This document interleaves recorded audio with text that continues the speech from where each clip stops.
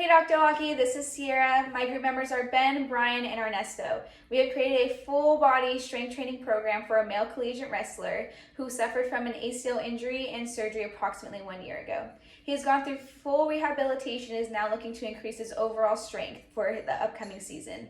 We have chosen upper and lower extremity exercises that will safely and effectively benefit him and increase his strength to improve his overall athletic performance. So let's get into it. So here we have our hypertrophy-based full body strength training program, including the bench press, bent over row, rear foot elevated split squat, single leg Romanian deadlift, and hanging leg raises. Alrighty, so one of the exercises that we chose for our program for a collegiate wrestling athlete is the bench press. The bench press could be done either incline, decline, or flat. And these all are different variations, as well as you could vary the grip that you're holding the barbell or dumbbells with. So if you're holding a barbell, you could either go narrow grip, so about shoulder width apart, wide grip, which is right outside of the shoulders, or you can go beyond that and you can go extremely wide, where your hands are almost touching the plates, the weighted plates. On the dumbbells, you can either hold the dumbbell center in the grip, or inverted, or inside, not inverted, or outside. So your hands on the edge, your hands inside, or just right in the middle. The bench press is a great exercise to assess upper body strength. It is used in many different programs, different tests to assess upper body strength. And we chose it because it's one of the most common workouts, and it's one of the probably the greatest workouts that anybody could do. So, in a study done by Burnett and his team in 1995, Glass and Armstrong in 1997, Lavore and his team in 2016, and Treves and his team in 2010, states that varying the bench position, incline and decline, has shown to bias activation in either the sternal or clavicular position of the pectoralis major. So basically, this is an exercise that targets your pectoralis major, your pectoralis minor, your anterior deltoids, as well as your triceps brachii and your biceps brachii. In certain movements, your triceps brachii are targeted more, such as the incline press, as well as your biceps, versus flat and decline. So the way that this position is executed is I'm going to do it with dumbbells because I wasn't able to access a gym. You would lay supine on your back.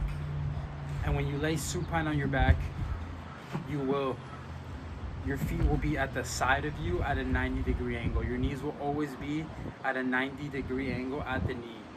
This will allow you to plant your feet on the ground and allow you to concentrate on using the chest to explode up and perform the movement. So it's going to look something like this.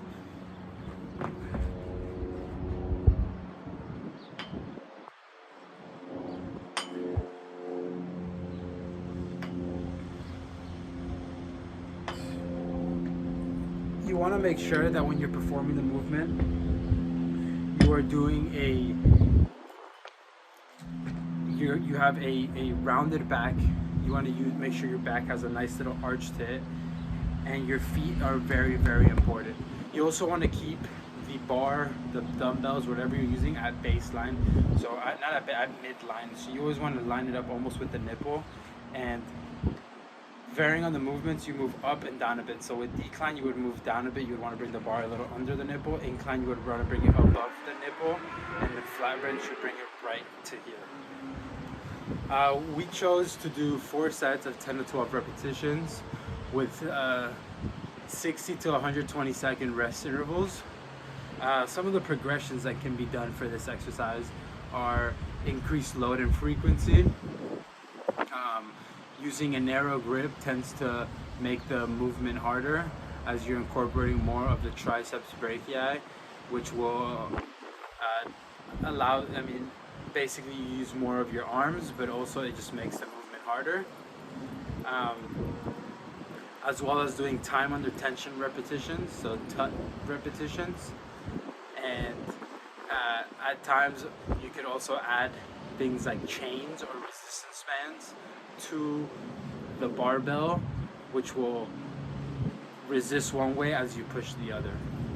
Some regressions of this exercise are decreasing the load and the frequency, doing such things as cable flies, doing things as laying on a bench supine and with a resistance band, pressing this resistance band in the bench press motion. These are all ways to regress the exercise. This is a very, very, very important movement and has shown a lot of improvement in strength and upper body muscle development, and that's why we chose to go with the bench press. The main reason we decided to program the barbell row for our athlete was because of its ability to target back musculature as a whole, which is especially important when you're limited on the amount of exercises or movements that you can program for your athlete or client. And this was suggested in a study done by Edelberg and colleagues, where they compared muscle activation of the middle trapezius, the lower trapezius, the latissimus dorsi, the infraspinatus, and the erector spinae. And what they found was that the barbell row was able to produce the greatest amount of muscle activation in 3 of the 5 muscles, in comparison to exercises such as the lat pull down, the seated row, the inverted row, the pull up, the chin up, and the TRX row.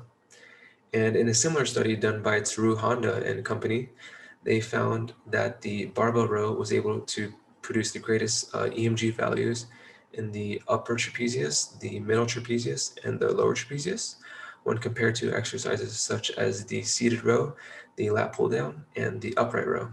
So all in all, this suggests that the barbell row is an effective exercise when trying to target musculature of the back. Another reason we decided to program the barbell row is because it allows us to appropriately and safely load our athlete's spine, which could improve his core stability and have better transfer to his sport.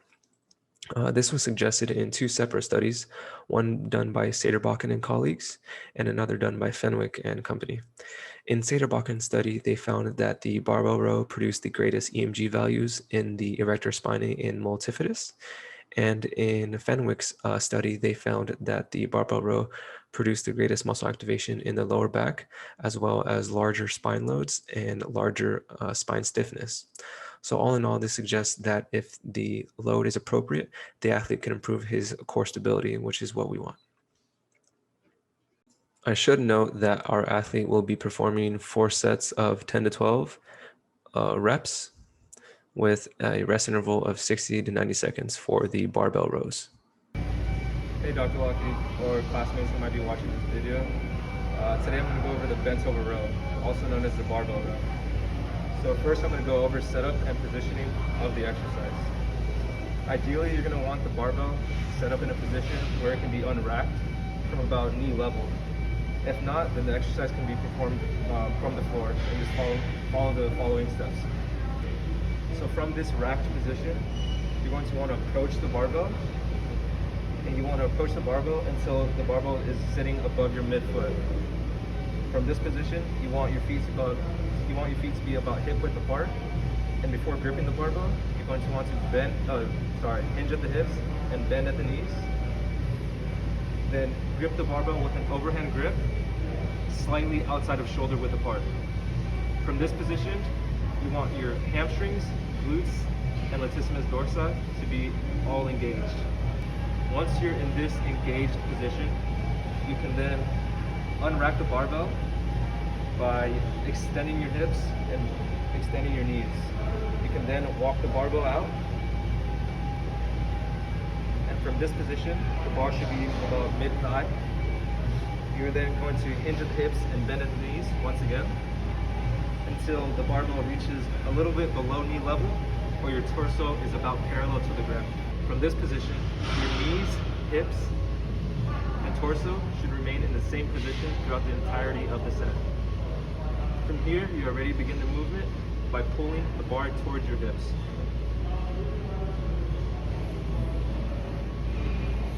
Like so. Once you're finished with the set, and and you have performed your last rep, you can then stand up with the barbell by extending your hips and knees and walk back to re-rack the barbell.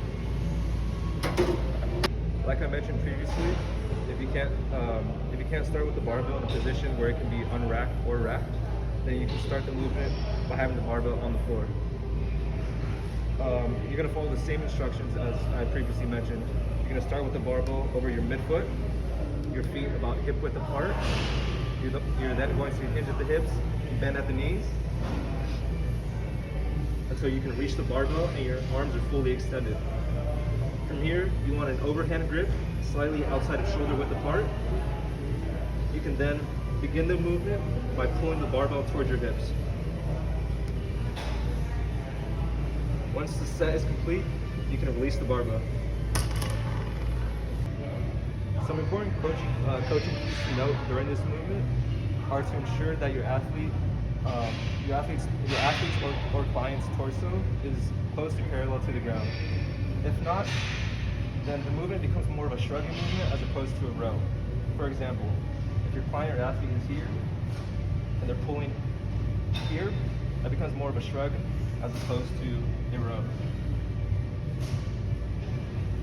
Another important coach cue is to ensure that your athlete or client has a neutral spine throughout the entirety of the movement.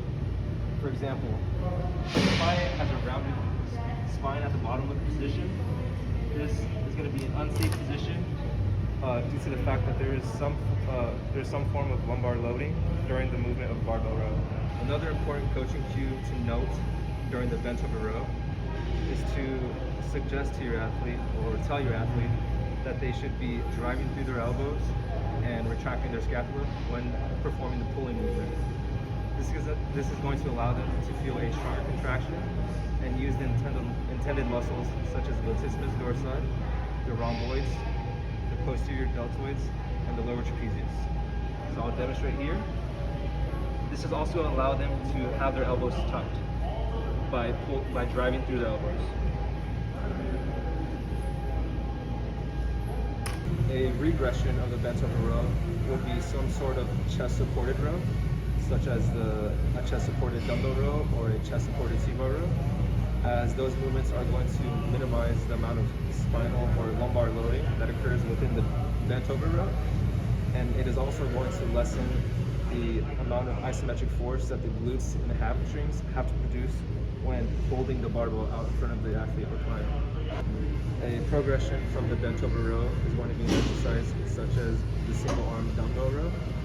This is going to increase the amount of forceability of force that the athlete has to perform due to the increased amount of unilateral loading. Another progression of the bent over row is going to be an exercise such as the pendule row. Typically, this exercise is going to have an increase in load compared to the bent over row.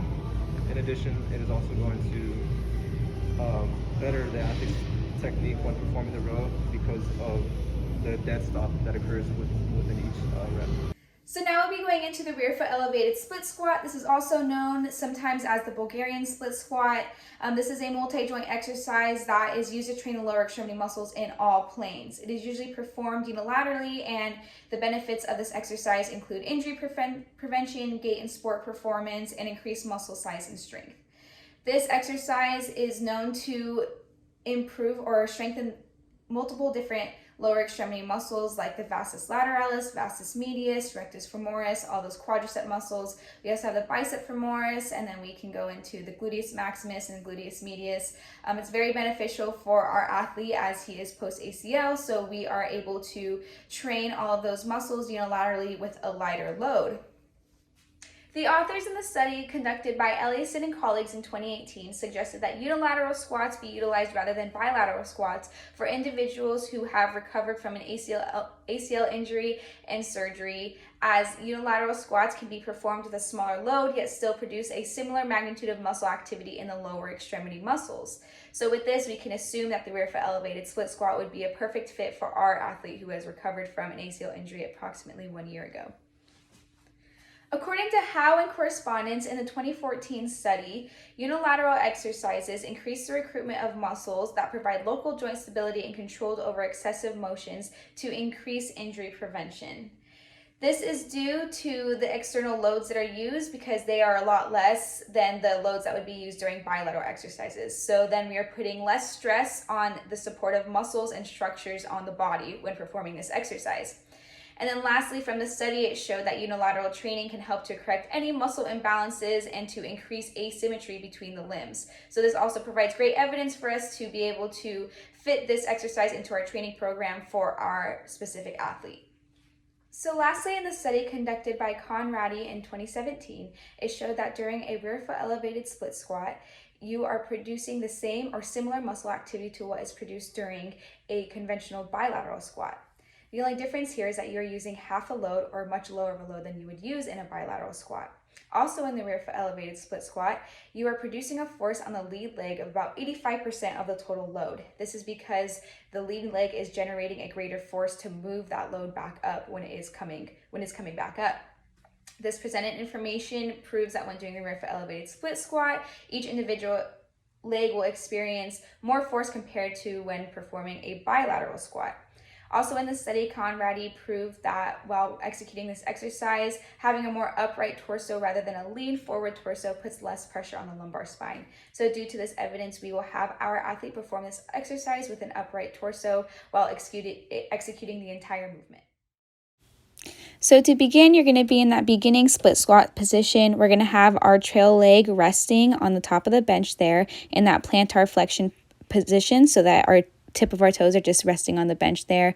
Our front leg is going to be slightly forward, and then we have the bar placed horizontally across our shoulders, and we're in that upright torso position there. You can see this diagram here to kind of give you those right angles for all three of those cues.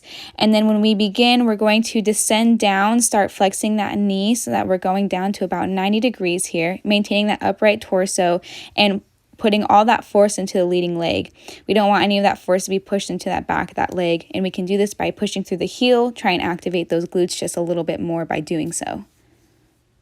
So this position here, this exercise that is being shown is obviously with the barbell. If we want to regress this exercise, we can front load that weight with some dumbbells or kettlebells. I still got that foot in that position, plantar flexed on that bench there, resting the tip of the toes there. And then we're going to come down. We're still keeping that upright torso. We just have the weight distributed a little less with a lighter load. And here I'm still going to be at that 90 degrees here, and I'm going to emphasize that importance here. You can see how my thigh is parallel to the floor and my calf and my shin are vertical to the ground here. So still keeping that good stance, activating that core. Here's another regression as we putting the weight down to our sides, kind of lowering that center of mass to make it a little easier on our trunk and our upright torso. So now we can regress the exercise even more if needed. We can do a full just body weight, rear foot elevated split squat here. I just have my hands right in front of me to help keep my torso up. And now we can go over some common errors. So the most common one would be that the knee is going into valgus. We got a lateral pelvic tilt going on here. As you can see, the knee is caving in, which is obviously not healthy for our knees, not healthy for our athlete. And we want to make sure we avoid this as he is post-ACL injury. So to fix this, we can kind of focus on activating the correct muscles so that we can go down into that straight line here. We can shift our pelvis, we can shift our hips, and we can really force that knee to be going out more instead of going in, kind of cueing that with our athlete as we're thinking about it. And so here you can see that my knee is in line with my toes here. We got a straight line going down, no valgus, no varus, just a good complete line. And now here's another common error where when we're dealing with the barbell on our back, which our athlete will, if you're bending over a little too much, it's going to put too much tension and stress on the lumbar spine here. And so to fix this, we need to be standing in an upright stance. So I'm showing that here, how the upright stance should look. That angle for that trunk should be a little more straighter than it was before. And then you can come down slowly into that correct movement. Make sure we're activating by pushing through our heels And lastly, just to show you one more good demonstration here, we're just making sure we're following all those cues that we stated before. We got that knee coming down to 90 degrees here, keeping that upright torso and maintaining that good position throughout the entire rear foot elevated split squat. So here we're going to be describing and teaching how to perform the single leg deadlift. So the single leg deadlift is one of the most effective exercises for not only preventing hip and lower extremity injuries, but it's also a great exercise for providing minimal load to the knee while also still engaging the hamstrings and the other muscles of the posterior chain. According to a study done by Weaver et al., it was shown that the single leg deadlift, specifically the landmine single leg deadlift, is very effective in teaching hip hinge patterns, teaching movement patterns that are going to be shown in advanced power lifts such as the power clean and the hang power clean, and it's also effective in core and lumbar spine stability. Another benefit is its increase in kinesthetic awareness and motor skill, which is shown to increase performance in sports and for athletes. So why is the single leg deadlift so important? Why is it so good at preventing injury? In a study done by Libenson, it describes that the single leg deadlift teaches athletes and non-trained athletes how to do one of the most important movements for preventing injury, the hip hinge. In a study done by McGill in 2006, it shows that that lack of hip hinge mechanics can prove to be detrimental to your recovery on lower back and knee injuries and can actually cause lower back or knee injuries. In a study performed by Buckthorpe et al., it's shown that the medial hamstrings are important for preventing ACL injury or preventing re-injury of the ACL. The medial hamstring is worked out and gets a lot of activation, according to EMG studies, on the while performing the single leg deadlift. In addition, this movement tends to carry a very balanced H to Q ratio. H to Q, standing for hamstring to quadriceps ratio, measures the coaction between these two huge muscle groups in the lower extremity. A more balanced H to Q ratio generally means that there's less shearing force on the knee and less chance of injury during these exercises. This was found out in a study by Evans et al. Due to this, we found it effective to program the single leg deadlift for motor repatterning, functional movement training, and also to prevent lower extremity injuries in the future. If performing a single leg deadlift and you're using a kettlebell or a barbell, you're going to hold it with a pronated grip, like so. Otherwise, if you're using a dumbbell and you're using it on both hands, you're going to hold it with a neutral grip. So for demonstration purposes, we're going to be using a kettlebell and we're going to just be using a single kettlebell to describe this exercise. So the first step in this exercise is you want to stand with your feet shoulder width apart, and you want to make sure you keep your torso, your chest up and your torso nice and erect. So from this point on, you're going to want to make sure you keep the dumbbell or the kettlebell right in front of the front foot, or what's soon going to be the rear foot, and you want to keep your shoulders nice and relaxed. From this position here, you're going to want to pivot from your hips while lowering the weight down until you feel that stretch in your hamstrings. So as I'm pivoting from the hips, I'm starting to feel that stretch in your hamstring. Now, when we do this pivot for the single leg deadlift, you're going to let your rear foot actually elevate off the floor. So as you're pivoting, you're balancing on the opposing foot while pivoting and letting this foot rise up. So right here, I'm pivoting from the hips. My rear foot's rising up. You see how it's going straight back behind me? That's all we're doing for this exercise. Now, when you're performing this exercise, what you want to do is you want to make sure that you keep your core nice and engaged, and you're bringing your belly button down towards your hips as you go. So, belly button to the hips, core engaged, pivot from the hips as you follow all those steps. Oh, nice smooth breath.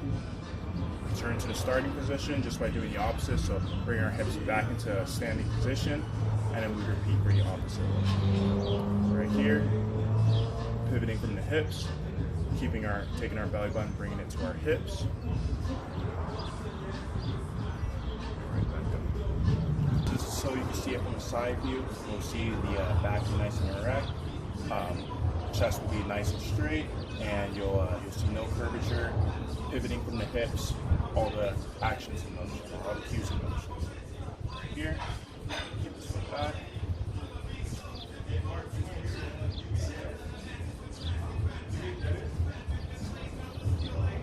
In the most common mistakes for this exercise is not maintaining knee flexion. So you try to keep your leg nice and straight as you go back, and you can't actually get into the position that you want. In order to mitigate this, you want to just maintain slight knee flexion. You don't need to bend the knees as if you're doing a squat, but just a little bit of knee flexion will help you in pivoting and getting that hip hinge motion down. Another very common mistake is rounding at the upper or lower back. So in order to mitigate this, what you would need to do is you would need to make sure that you're keeping your chest up, keeping the core engaged, and promoting the hinge motion from the hips instead of bending at the back. So, for example, instead of going down and trying to bring the kettlebell or the bar down with your back, you hinge at the hips, let the bar go down itself. Another less common but also frequently seen mistake is by pointing the rear foot outward. So if you're pointing this foot outward as you're going into the hip extension or the hip hinge, you're not actually going to be able to keep your balance. You're going to start turning towards the side. So in order to perform this movement properly, you want to make sure that your toes are pointed forward and they're planted firmly into the ground before you're engaging the foot, before you hinge the hips. So you keep that balance. In terms of progression for this exercise, it's fairly simple. You can increase the load by adding more weight. You can go to a barbell movement, so you could add the barbell in the front or go to a landmines single leg deadlift, or you could go from a single leg deadlift to a normal Romanian deadlift. In terms of regression for this exercise, the easiest way is to remove your load. So instead of doing it with weight, perform the same movement just without having a load in the front of you. Other ways to regress this movement is to use a foam roller, hold it up and use that as a balance, as shown in our study. And another regression would be tying your resistance band around the waist. Lastly, we decided to program hanging leg raises because of its specificity to our athlete sport. Within wrestling, the athlete spends a great amount of time in a position of trunk flexion and hip flexion, and the hanging leg raise trains both of those positions. This was in a study done by Stuart McGill and colleagues.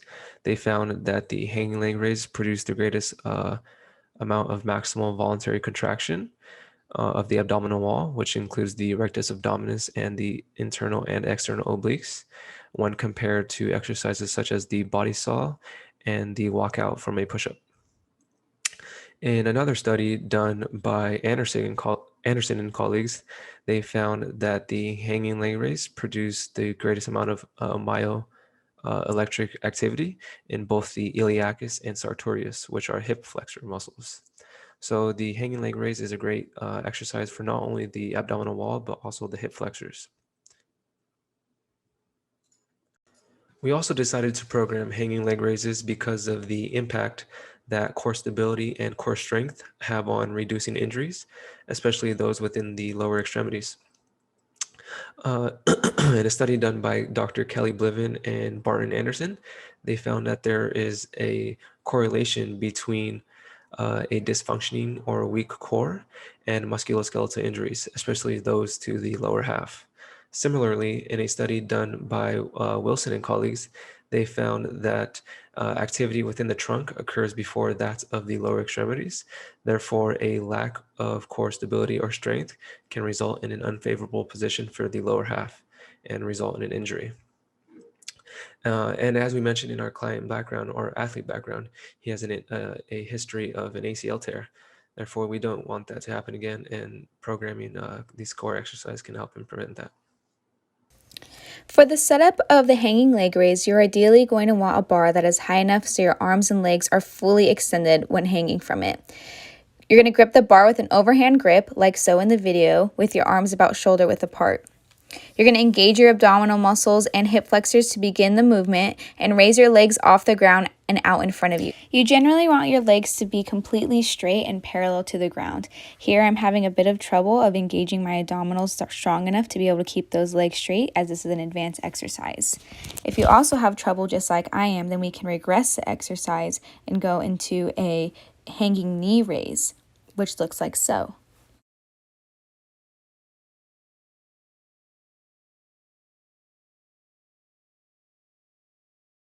Utilizing the hanging knee raise includes having the knees bent at a 90-degree angle.